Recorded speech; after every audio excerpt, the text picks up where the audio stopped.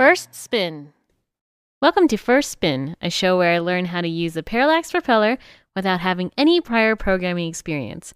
Rather than do this on my own, I have enlisted the help of two peoples. Every single time I see my little prompt say experts, I'm trained now. I'm Pavlovianly trained to avoid that word. I'm surprised you've made it this far without changing it. Well, yeah. But that's because it's what's the word? Have you been doing any programming with your newfound knowledge? I have. So my latest endeavor is XBs because we got them from Parallax, and I was like, oh, well, this is cool. This will be a peripheral I could try on the prop BOE boards. And so I've been working through the tutorial. At first, I wanted to avoid the tutorial because it was 163 pages long, and that's really intimidating to me. So. By the way, I'm Whisker, and Roy's here too. Oh, right. Yeah. That's Whisker. Hi. That's Roy. and we're the experts. They're the experts. I'm the noob. We'll start programming the other way now, Whisker. Yeah.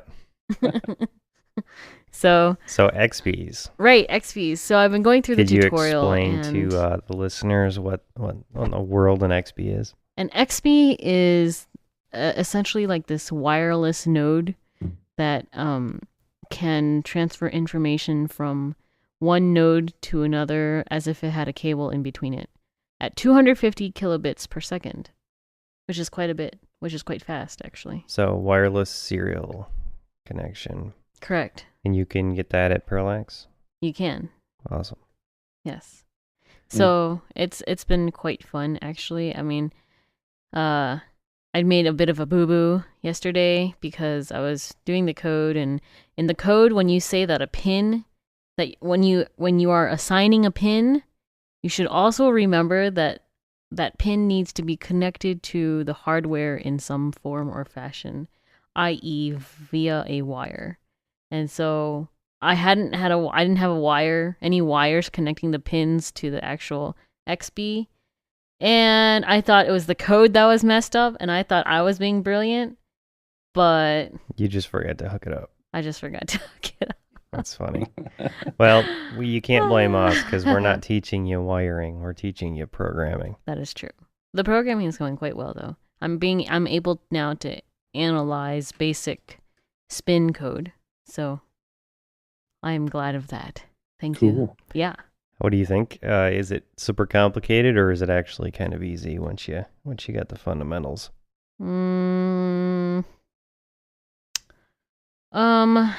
It's not completely intuitive, I don't think.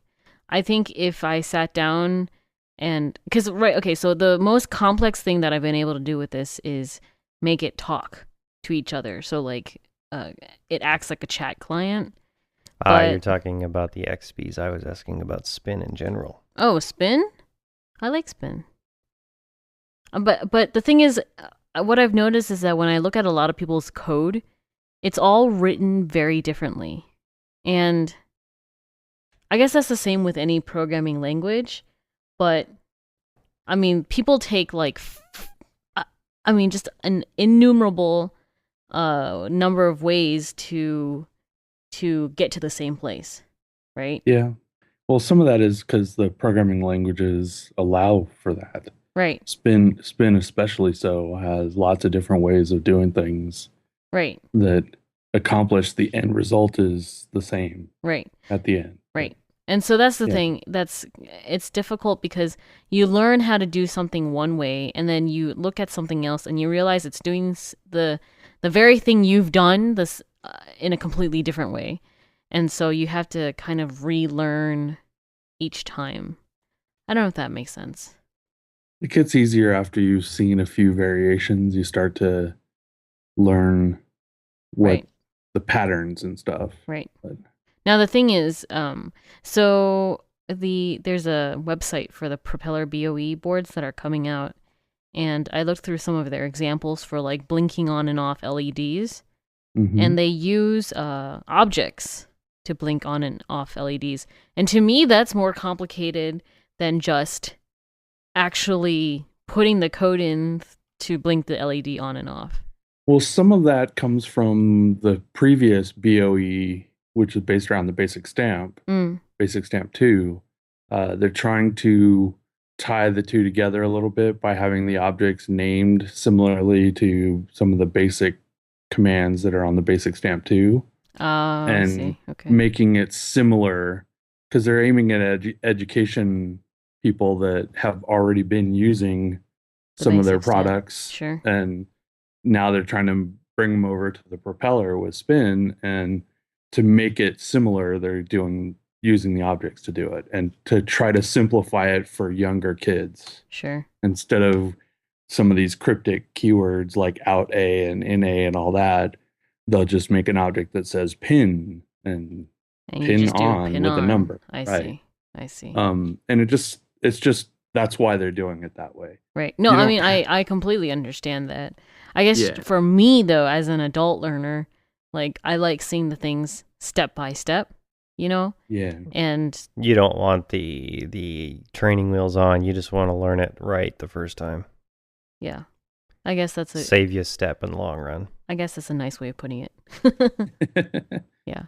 So that's been my experience. I mean, Spin's been pretty, like, I'm fortunate that I can use simple, like, LEDs to actually get projects done. But right now, serial communication is tripping me up a little bit. And I think that's just me being, there's like a block in my brain when it comes to serial communication. So that's okay. Yeah. Well, wait till you find out about the 8 or 9 different kinds of serial communication. What? There are 8 or 9 different kinds? Yeah. You're already somewhat familiar with 2 or 3 of them, just because the propeller uses them. Well, okay, wait. So there's more than RS-232? You've done a little bit of RS-232, and you've done a little bit of I2C, right? Right. Oh. And then there's SPI, I think, is another one. Mm-hmm. Never heard of it. No. Is API one of them? No. No. Oh. API is application program. But I have no idea. There's single wire and double wire, and there's just different.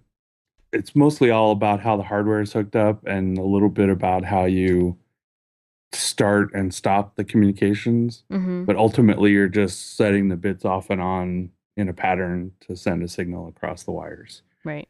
You know, but there are different protocols and different schemas. Before we let her get too crazy with the questions here, I wanted to take a minute to thank everybody out there who's been beating down Parallax's door with positive feedback about the show. Yes. That's pretty cool. We appreciate it very, very much. And it's great for us to hear, too, that people are enjoying the show. So right. Yeah, we saw that big, long thread going on at the Parallax forums. That was nice. Yes, it was. Thank you. So, are you guys ready for my questions? Yeah. That's what we're here for. Excellent. I mean, if we're not doing that, I got other stuff I can do. Movie night. Okay. So we finished flow control. Now we get memory. And so there's byte, there's word, there's long. Now, when do you determine whether or not you need a byte versus a word versus a long worth of memory? Basically, you need a long unless you don't. There's basically the like you said, most of the time you just use longs. There are cases where byte and word make sense to conserve memory, or to when you're communicating with something external that has the data arranged in a certain way where you'll want to use byte and words. Okay. Let's start from the beginning, shall we, Roy? In the beginning, there was a bit. Yeah. Right. And eventually we had 32-bit processors, right? Yeah. Right. Parallax Propeller is a 32-bit processor, which means that at the electrical level inside of the actual chip, it knows how to work with 32-bit numbers with a single operand. As a single iteration, it can do simple math on them. Uh-huh. Yeah. So and other operations, yeah. Yeah. So when it has to work with a word or a byte, it actually still works with a 32-bit number in its actual, like, the circuit that does the math. It still uses 32 bits. It just ignores most of them. Oh. Yeah. So it's not like you're saving anything necessarily. No, but when you're storing things in memory, on the other hand, then if you can pack things into bytes, you can save space that way. But keep in mind that it natively can read out of memory 32 bits. And it can natively read in 32 bits. I see. It has to play some trickery to do something like read a byte. It has to read an entire long and then take just the byte. 8 of those bits out of it and give you those, right? So it has to do extra steps. It can't just directly do it like it can with a long. So longs are faster. Oh. Well, I think in the case of the propeller, there isn't that much difference in the performance. It's all sort of hidden away for bytes and words, but it doesn't save you anything to use them on the performance side. It does save you memory, though. I see. Well, I mean, that would make sense, though. Right. Okay. On some other microcontrollers, though, using bytes and words might be a little like take an extra clock or take a little bit extra time because of the masking that they have to do. I see. But it's something to be aware of. Like we said earlier, most of the time you just use longs because you can and it doesn't matter. And the cases where you want to use byte and word are a little more complicated. Like if you have a big array of data, say you have a bitmap image you want to put on the screen when we get to that kind of stuff, then you probably want to use bytes just because it's more compact. It only takes a quarter of the memory, so you can hold a larger image. That's the kind of reasoning that you'd want to use a byte instead of a long. Do you see? You look a little confused. Well, I'm sure I'll understand it more when we get to 4 that bytes point. fit into a long. So if you're using, say, RGB color, it needs a byte for the R, a byte for the G, a byte for the B. You can fit 1 pixel into 3/4 of a long, so 3 bytes. So in your memory, you're going to go 3 bytes, 3 bytes, 3 bytes, 3 bytes. If you add an alpha channel, so that you can see through, that uses 4, then you just use a long per pixel, but you're really organizing it into bytes internally. Oh, I see. Organizing things in memory is one of the core things that you need to understand as a programmer. Gotcha. And this is usually where we usually use these in the variable section, right? Right. Okay. So when you're declaring a global variable up in the var section at the top or wherever it happens to be, you would use these byte, word, and long. The other place you can use them is if you're doing assembly, you might have these in the DAT section, declaring some data space. You can actually use them even in Spin. Sometimes they'll do a byte array that's a string that's like some message you want to print.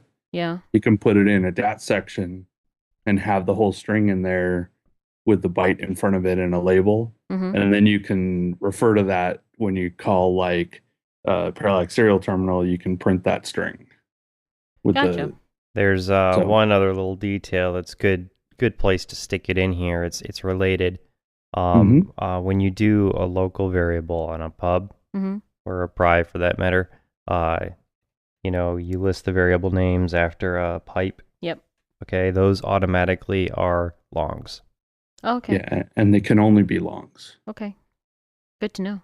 Same with the parameters that are passed into a function in between the parentheses. If you have parameters, those are always longs also. Gotcha. And it's just really easy to remember that it's a 32-bit processor, so the native variable is the 32-bit, and in this language, a long is 32. So that's good to know. Right. I shall stick with the longs then. Right. Yeah, unless you need to save space, then go for the bytes. Right. And the next two commands here, the fill commands and the Word move did commands. not get any love this episode. Word. That's okay. So you have byte word and LongFill and byte word and LongMove. They're basically the same commands, just doing it For in each. bytes versus words versus longs. Right.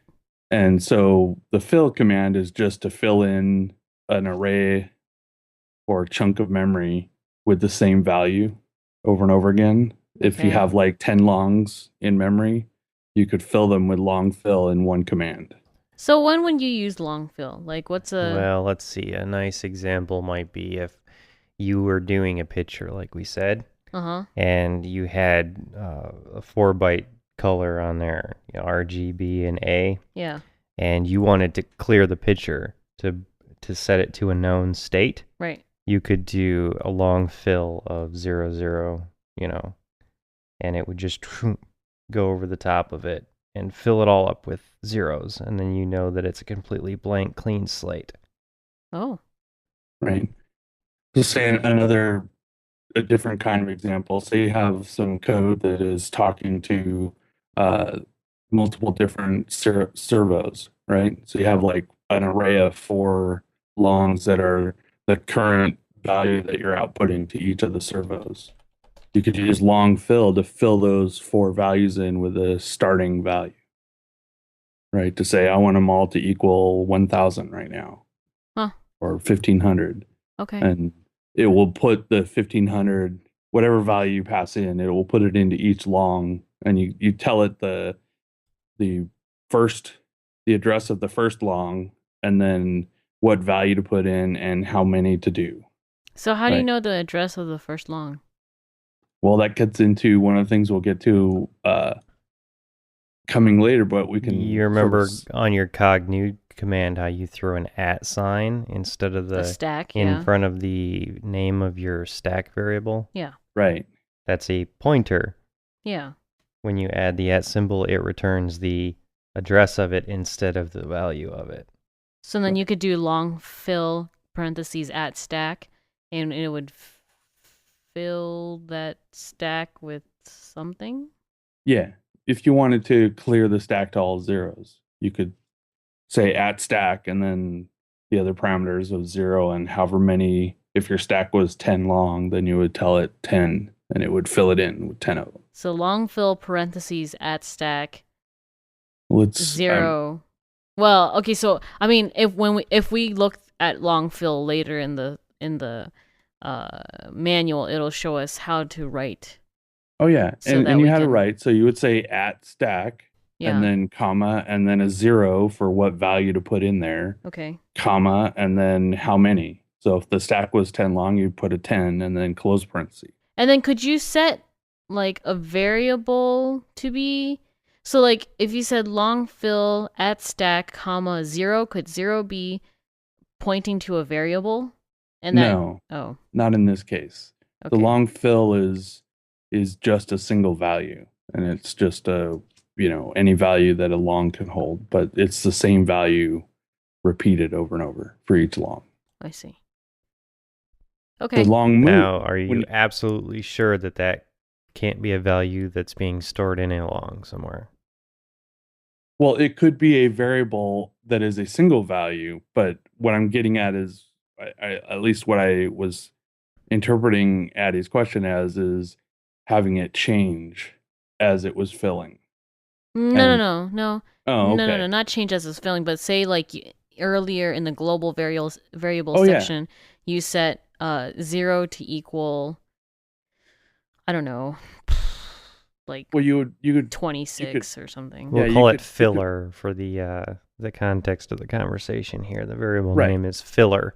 You're setting your filler to some value up in the var block. So then could you do... Yeah. I know this is like more detailed than we have been for going through these commands, but could you do LongFill @ stack, comma filler? Mm-hmm. And you could also do comma count, and the third parameter could be a variable that also is telling you how many. But you need to make sure that those variables are defined somewhere and set equal to the value that you want them to be before you call LongFill. So you can see how this could be very tricky and interesting in a some sort of an algorithmic loop. Right. Yeah. Interesting. Now, as far as coming up with a good thing that it's good for, I don't know. You gonna get the idea. You do Etch-a-Sketch, a propeller Etch-a-Sketch. Most of the time you use it, you just pass in constants. So you'll say @stat, 0, 10, right? She's going to be wanting to hook one of her propellers up to a VGA monitor soon, I can Wait, tell. I have a question. Could you do like a propeller 8-ball? Yep. Yes, you could. That'd be so freaking cool. Yep. I think I might want to do that at some point. Okay. Well, we'll definitely get to all the things you would need to know to be able to do that. Okay, excellent. Over the coming shows. Wonderful. All right. So we got fill, and then what's move? So move is similar, except that you give it 2 addresses. Okay. One of which is the destination where you're going to copy the stuff to, and the other one is the source location where you're going to copy the stuff from. So you could. So you have 2 different pieces of memory you can copy from one to the other. When would you want to do that? Boy, there's a lot of different reasons to want to do that. Say you have, we'll continue with you have a screen image in memory, right? Yeah. Say you had 2 copies. You could 2 buffers, one with a background image that you wanted to put on the background all the time. You could use Longmove to copy it from the background buffer over to the screen buffer, and instead of clearing the screen to a blank color, you'd clear it to an image that you have saved. Right? One of the tricks they'll use a lot in Simple Graphics Engine is paging frames in and out. So you'll have a copy of it in memory that you work on, and then that gets copied over into the one that's being used to actually display the information. So you only ever change the displayed one when you're changing the whole thing at once. Bam. Bam, bam. Right. I see. And you do it at a particular frequency, and it updates in lockstep with something else. I see. It's good. Like the 8-bit music or something. Yeah, is good. Right. I see. Okay. And so another like slightly simpler and sometimes more common version of this is to have, you might have a data table in your dat section at the end of your program that contains an array of numbers, and then you could have a variable, an array up in your var section that's a global variable, and you want to initialize it to the values that are in that data table. You could use Longmove to do that, right? So you would it's basically going to copy the numbers out of the data table at the end of the program and put them into your var variable that is a global variable. And then you could do, runtime changes to those and then restore back from the data table at the end. I see. Right? Yep. It's just there's a lot of much more complicated and interesting things you can do with the move and fill things like we were. Well, it's like copy and pasting. Yep. In a sense, yeah. Very similar. That works. Okay. And then this lookup, lookdown biz, what is that? Okay, so lookup is basically if you have a list of numbers, they could be any values you want, you can tell it to give you the 4th number out of that list of numbers. Okay. Or the 5th number, or whatever number you want. And so if you go look at page 138, they'll give you an example there where it's showing lookup with index and then a string of 7 different numbers. Page 138. Well, if you just click on the 138 in the PDF, it should take you there. Okay. I am here. So lookup, right? And you see down there's that little bit of code where it has lookup, index, colon, and then a list of numbers there. Yeah. So as it's going through that repeat loop, that index value is incrementing from 1 to 7 and picking those numbers out. Oh, so of that list. So at 1, it's 25. At 2, it's 300. At 3, it's 2,500. Exactly. And you could put whatever numbers you wanted in there. That'll be handy for some things that Eddie wants to do. So you could with their heart thing, yeah. Well, I don't know if I'm gonna go into that complicated with my heart just yet, but like, so that means like that index could go through time, right? Mm-hmm. You could have it go through time. You could have it just go through like a user input. Like you could have a button that if they push one of 7 buttons, yeah, right, it'll figure out which button they pushed and then look up a number and display it, or use it to change, the brightness of an LED or how fast it's blinking. All kinds of stuff could be done with that. Interesting. This lookup is one of these sort of we're just scratching the surface of what you could do with it. Sure. Type of Yeah. With what we're talking about here. Yep. But the basic idea is you're giving it an array or a list of numbers, and then the parameter at the beginning is picking one of those from 1 to X. Okay. Right? Yep. And then LookupZ is just a slight variation of that, in that the value goes from 0 to X minus 1 instead of from 1 to X. Okay. Right? So, well, that works. One of the things with programming, most programming people tend to start counting with zeros. Mm-hmm. The guys that made Spin, Chip and Jeff Martin, don't like Chip that. Gracie, sorry, they decided to have this alternate version with starting at 1, just because some people have an easier time. The less programmer type people have an easier time starting counting with 1 instead of 0. Mm-hmm. Sure. But then they put in the Z version for people like me and Whisker that prefer to count from 0. Well, we don't prefer to count from 0. We understand that it's base 10, which has 10 digits in it. And the first one is 0, so we always use that one first, because we know binary and octal and hexadecimal and base 256 and any number of them. We go between bases, and we actually understand how the numbers really work. Darnalitis. So we go from 0 forward. Right. There's a lot of algorithmic reasons why you want to start at 0 instead of 1 also. There's some formulas and stuff that you would use, or various ways of... I just worry that you guys would end up dividing by 0 all the time. No, but we do awesome stuff like doing something to the power of 0. That's fun. That's one. That's an awesome way to find out where you are in a mess of numbers. Oh, yeah. I see. So then Lookdown does the exact opposite of Lookup. So what that one does is you still have your list of numbers, but the value you pass in isn't the index, it's one of those numbers.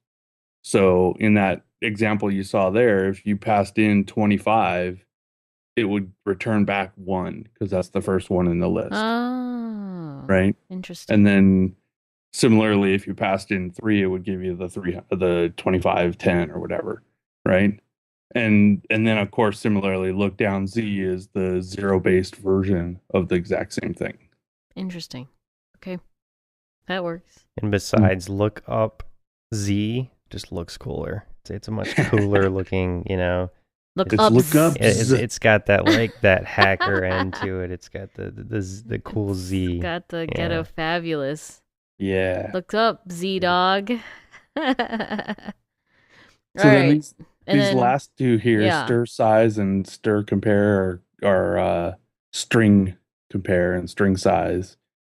And what they're basically just allow you to manipulate and work with strings. Like I said, if you have that data table at the end where you put in a string of bytes, and it was like, hello world with a return on the end, then you could use this Strsize to tell you how many characters were in that string. Could it be an error trap too? Like if you compare it and it's not the right size, then you know to throw it out. You could use it that way. You could definitely use it that way, and that's actually a good thing to do. Like if you're expecting user input and they don't type anything, they just hit enter, then you do Strsize, and the size would be too small, so it could like loop back around and go, okay, you didn't enter anything, so I'm going to ask you again to enter the same thing, right? Brilliant. And then Strcompare, which is this compare string of bytes, it basically allows you to have your own built-in strings, and then the user types in something and you can compare what they type to one of your built-in strings, or you could have them enter 2 strings, and if they type the same thing twice, then you could check that with string. It's like a CAPTCHA. Yeah, kind of. Well, not exactly. It's very, very useful, is what it is. Yes. So it basically, you give it the address of 2 different strings, and it will tell you if they're equal to each other or not. Gotcha. And you can use it for a lot of different things. There's any number of examples that we could come up with. The simplest one I could think of, like I said, is just if a user types in a string and then types in another one, you could check to see if they were the same. Right. And either you wanted them to do that, and you could say, yes, you did it right, or they're not supposed to do that, and you could say, no, don't do that. Mm-hmm. Right?